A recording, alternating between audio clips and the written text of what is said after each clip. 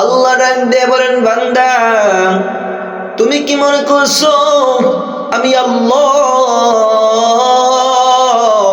তোমাকে অনর্থক বানাইছি?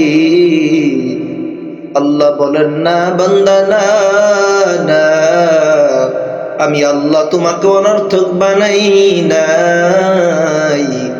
আমি আল্লাহ তোমাকে অনর্থক বানাই নাই। আল্লাহ বলেন, তাহলে কি জন্য বানাইছি জানো?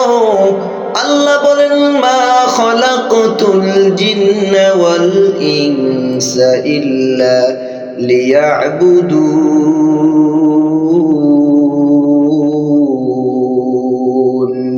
আমি আল্লাহ তোমাকে আমি আল্লাহর ইবাদত করার জন্য বানাইছি।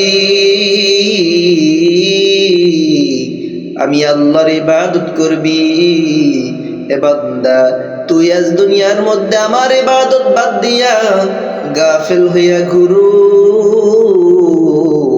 তুই কি মনে করেছো আমি আল্লাহর কাছে তুই আসবি না? না বান্দা, না না না, আমি আল্লাহর কাছে তোর অবশ্যই ফিরে আসতে হবে।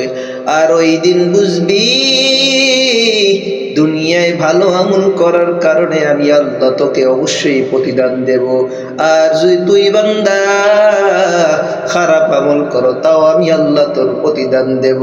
যাররা যাররা পরিমাণ প্রতিদান দিব আমি আল্লাহ। প্রতিদান দেওয়ার ব্যাপারে কোনো কার্পণ্য করব না। আল্লাহ বলেন,